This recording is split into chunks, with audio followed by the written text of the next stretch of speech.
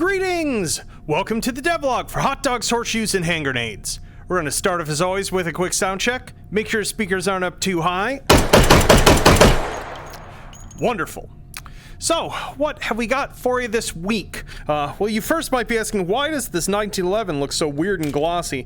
That is because we are in an in-progress level, and I have not baked reflections yet, so there's just a debugging one on there. So we're going to leave that hideous thing behind us and take a look at what I've got to show you folks this week, which is this is not the next level. This is a testing scene for me to actually try out the various assets and rooms and kit pieces that I have been building for our next level, of which I have gotten a ton of done this week.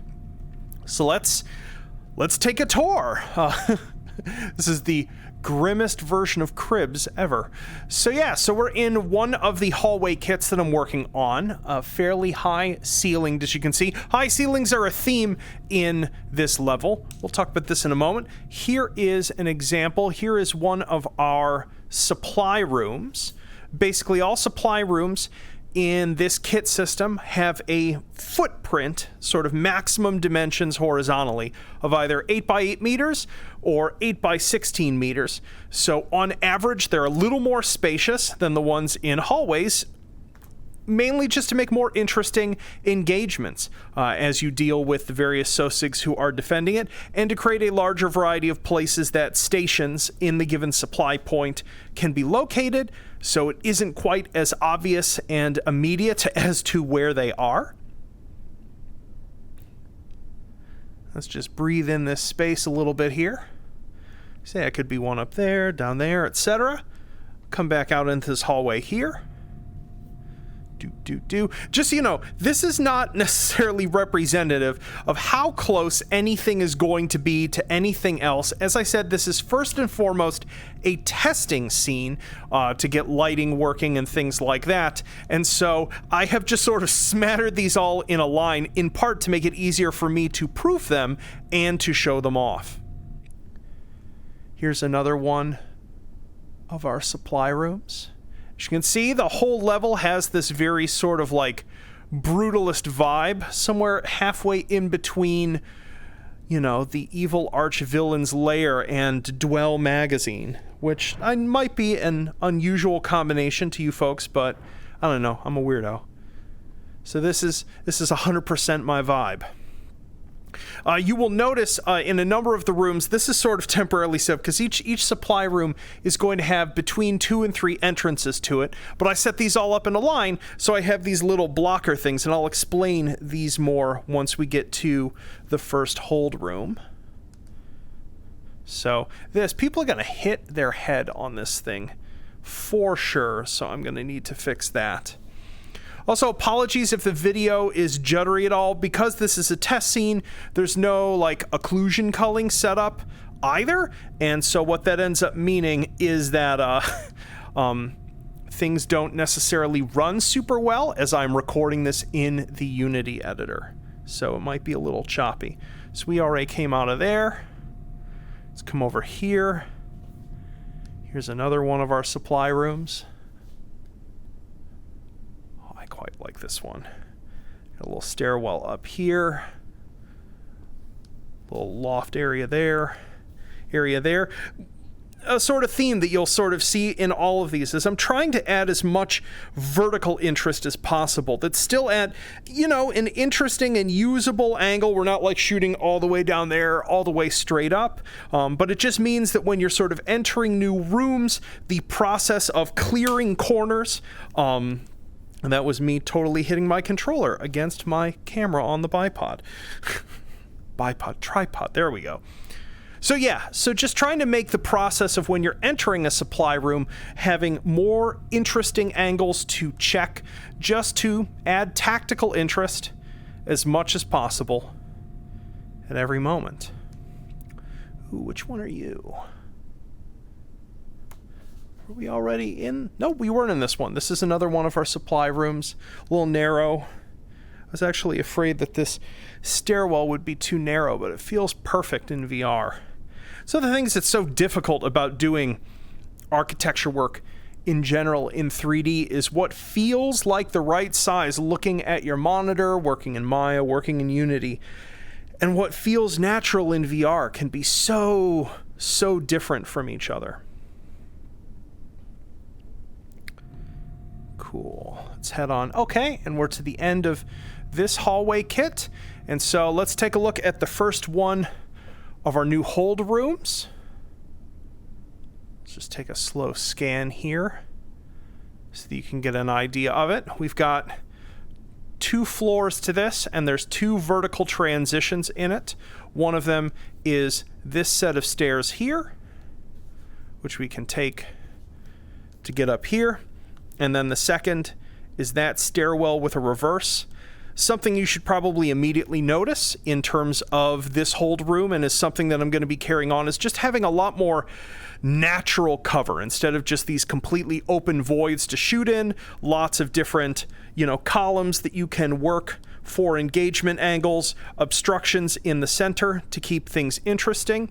And then the other important thing here is you'll notice that there are 1, 2, 3, 4, 5 entrances to this room.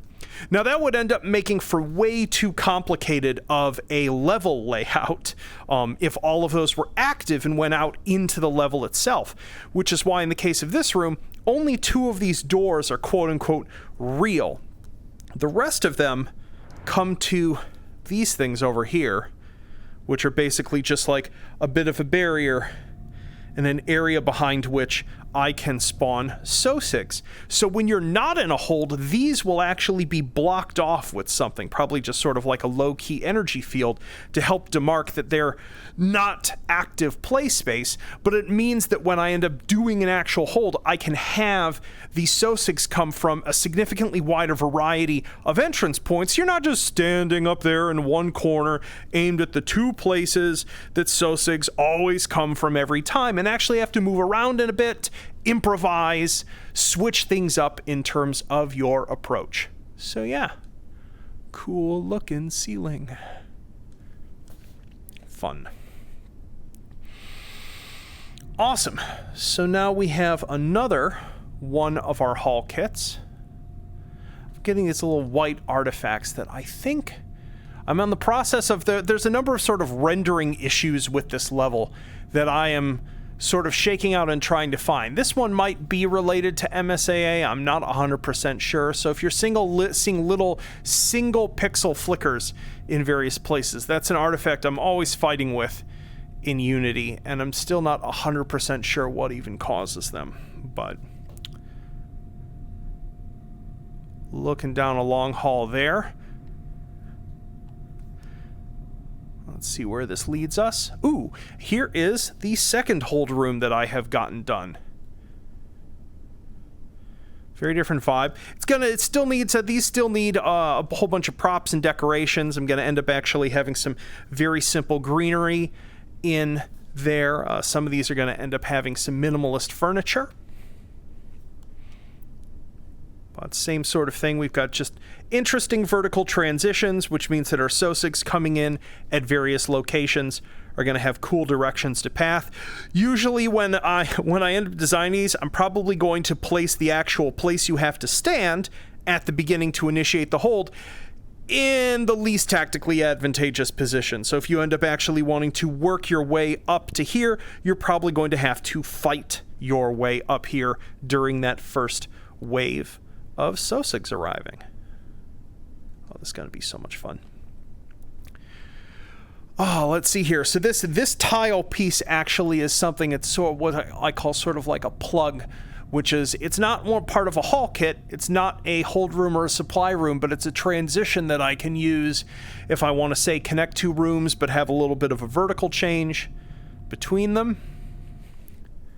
Here's another one of our supply rooms that I just adore. I love how the light coming in through the side. Ended up looking for this one.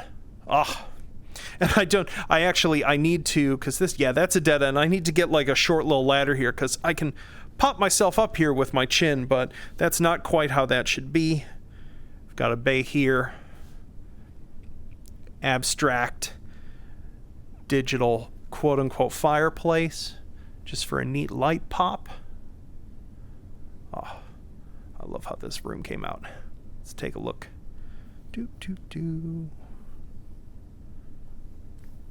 Yeah.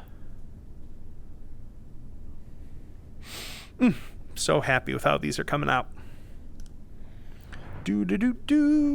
Onward. Where is our next? Okay, so that's a fake room. That's a fake room. Okay, so I think I just created a little dead end with this. Go back out into our second hall kit.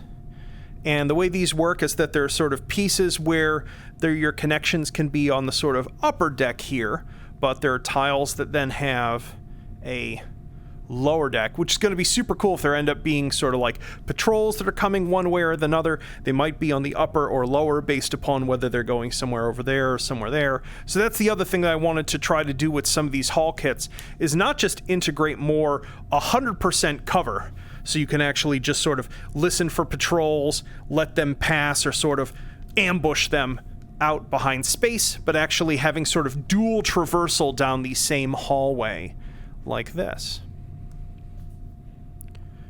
Let's come in here. Excellent. This one I threw a bit of a green wall up on. I know I sometimes get complaints, oh, it's all gray, Anton, every room is gray. So I'm trying to do interesting things of having splashes of color and other sorts of props and motifs and light colors here and there for contrast, while still, you know, doing my brutalism thing. That's great. Ugh, light mapping artifacts are terrible. See that? I don't know how much that's coming through on the screen versus in my headset, but it's going to be such a pain to deal with. I'll come in here, another one of our elevation changes. This room is super spooky. It's sort of my heaven and hell vibe room. I don't actually know if this is enough footprint to be able to have enough station locations. So this one either might get modified or dropped. It was just something that came to me as an idea. And a lot of these rooms are just sort of, really, they're, you know, sculptural experiments for myself. And yes, that will absolutely be a killing death pit, in case you were wondering. That feels so cool in VR. Come over here. This one I might have shown off in a past devlog, but this is our service corridors kit, which obviously, like, you don't get full cover in this the same way, just sort of like partial, but just enough to get, you know, a little bit of cover. Column for obstruction. Turn the corner. Here's how this feels when I have a break in the lights, which I like this. This feels, at least in VR, this feels dark in a way that, like, having a flashlight would help and feel cool without making the flashlight 100% necessary. Man, that temporary reflection looks so broken on that. Normally I don't show off levels in this level of not done, so I hope you enjoy the peek behind the curtain. And then this takes us directly into another supply room.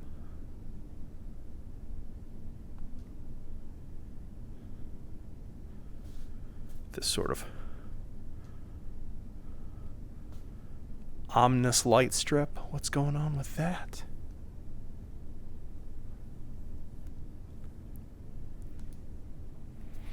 These are going to need some cool ambience. Come up here. Oh, this feels wonderful. And yep, that's a fake blocker as well.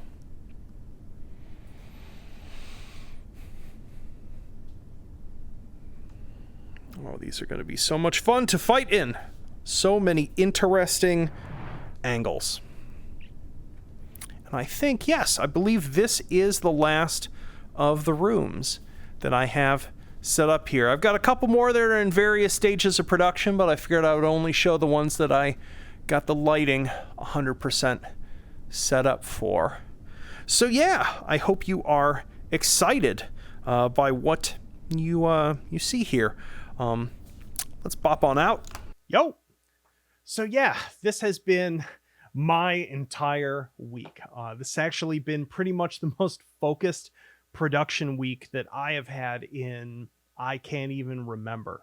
I've just been like getting up, working on this, modeling, texturing, UVing, light mapping, start to finish. Probably a little bit too much, actually, given how sore my arm is at this point. But I have been just inspired. And I was saying to some of the kids in the Discord the other day that, like, it's very easy for me to get distracted on working on little toys and little systems because those are instant gratification. I can play with a new code system, or I can implement a new object, and I can have something done in like 3-4 hours of work. Be like, oh, that felt good. It was fun to get that done and in the game, and it sort of like hits that dopamine button that lets you know that you've completed something, and then you can relax. Whereas level work is a slog. There's no way around it. There's no shortcut. There's no, way to just get to a result that you really dig faster. It's just weeks of getting up and sitting down and doing 8 to 10 hours of oftentimes just the same thing over and over and over again until you get to that point of completion. And so I have been forcing myself to do that because I want to ship a level. It's been, other than like the snow globe, which was fun, but that's seasonal content. I haven't shipped a substantive new full level where gameplay takes place in H3 in far too long, and it's about time. I've learned so much since the last time I did it, and so this is and will remain my priority until I have this level ready to play. So Joe is at the composer who has done all of the wonderful music that's in H3, is actually working on some brand new take and hold music for this level. And once I actually get the level far enough along that I can actually start play testing it, that'll be the time that I also take my notes for the competitively oriented take and hold character with those new, very scary looking Sosigs and the better armor, and just slam that all together with the new level. And then we will have a huge take and hold oriented update. And then once that's done, obviously, like through that whole process, I've been saying this kit isn't just going to be used in one environment. There's going to be a configuration, obviously, that makes sense for take and hold, that's at that scale, which is fairly large. But then I'm going to end up breaking those pieces out and making a couple smaller things that are more oriented towards game planner, more set up for people to do sandboxy stuff with, that just would be structured differently and be of a different scale and complexity. And those should be, by the time I've solved all the lighting issues with this copy of the level, it should be much more straightforward to then carry that over into making another level. I hope, at least. Anywho, so yeah, well, there is your H3 update for the week. There's no update this week because I worked on this and nothing else. I'm going to continue trucking along with this. If you want to see the moment-to-moment updates of it, I've been posting a lot of pictures to my Twitter in terms of just as I work on the individual rooms, dropping cool-looking images of them, and I've also been dropping a whole bunch of them in the Discord. So feel free to keep up with it there, or just wait for, the next devlog. This next week, now that I've basically gotten through, they weren't all visible here, but I have 11 supply rooms made so far total. I think the level's going to really need 16 of them to feel right, because you end up going to so many of them, like a full run of take and hold. You end up going to 5 hold rooms, but you end up going to 1, 2, 3, 4, 5, like something like 9 or 10 supply rooms over the course of a take and hold run. And so I want to make sure that there's enough of them that you're not going to every single one of them every run, so that there's some variation in there. And so I think just topologically, the level needs 16 of them at least, maybe 18. We'll see if my sanity can hold up modeling that many of them. And then obviously I need to take more of the blockouts that I worked on that I showed a couple devlogs ago and turn those into full-blown hold rooms and see how they work. I'm sort of saving those more towards after the supply rooms, because the texture artist who's been doing all of the beautiful surface work that you see in these are done by Makan. Some of you may follow him on Twitter. He is big in the Quake mapping scene, does and organized the Quake Brutalist Jam, as well as made just a gorgeous environment for it, which was a non-trivial inspiration for this level. And he's been doing the texture work and sets for this level, and they have been incredible to work with. So, but he's still working on some more of those, because there's a couple other types of materials that I want to get in here. There's going to be a bunch of rusted iron, which I think will look really cool and sound neat as all of the bullets ricochet off of it. So, well, enough rambling. Thanks for checking my progress out on this, and I'll have more to show you all next week. Peace.